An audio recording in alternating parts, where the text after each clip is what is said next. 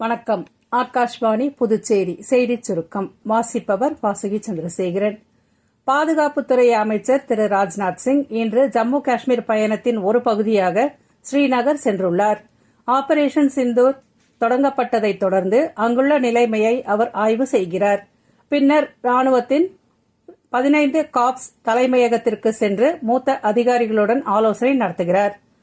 உலகளாவிய அணுகல் விழிப்புணர்வு தினத்தை குறிக்கும் வகையில் மாற்றுத்திறனாளிகள் அதிகாரமளித்தல் துறை இன்று புதுடெல்லியில் ஏற்பாடு செய்திருந்த உச்சிமாநாட்டில் அத்துறையின் செயலாளர் திரு ராஜேஷ் அகர்வால் உரையாற்றினார்.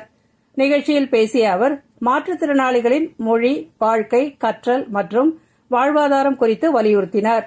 ஆண்டுதோறும் மே மாதம் 3ஆம் வியாழக்கிழமை அனுசரிக்கப்படும் உலகளாவிய அணுகல் விழிப்புணர்வு தினம் டிஜிட்டல் அணுகல் மற்றும் உள்ளடக்கம் குறித்த விழிப்புணர்வை ஏற்படுத்துவதற்கு அர்ப்பணிக்கப்பட்டுள்ளது.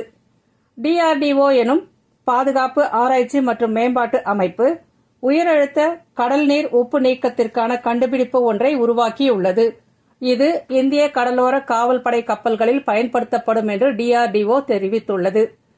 ஜம்மு காஷ்மீரில் ஸ்ரீ மாதா வைஷ்ணவோ தேவி ஆலய நிர்வாகம் பக்தர்களுக்கு இலவச ஆர்த்தி தரிசனம் மற்றும் தங்குமிடம் உள்ளிட்ட வசதிகளை ஏற்படுத்தியுள்ளதாக அறிவித்துள்ளது.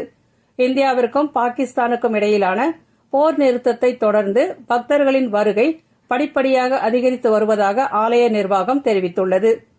புதுச்சேரியில் நீட் அல்லாத தொழில்முறை படிப்புகளான கலை மற்றும் அறிவியல் படிப்புகள் சென்டாக் மூலம் நிரப்பப்பட்டு வரும் நிலையில் மாணவர்கள் சென்டாக் அலுவலகத்தையோ அல்லது கல்லூரிகளையோ நேரில் அணுக வேண்டியதில்லை என்று சென்டாக் ஒருங்கிணைப்பாளர் திரு அமன் சர்மா செய்திக்குறிப்பு ஒன்றில் தெரிவித்துள்ளார்.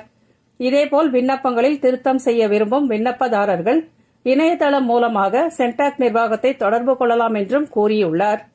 பீகாரில் நடைபெற்ற கேலோ இந்தியா விளையாட்டுப் போட்டிகளில் 15 தங்கம், 20 வெள்ளி, 28 வெண்கலம் என 63 பதக்கம் வென்று தமிழ்நாடு பதக்கப்பட்டியலில் 5ஆம் இடத்தை பிடித்துள்ளது.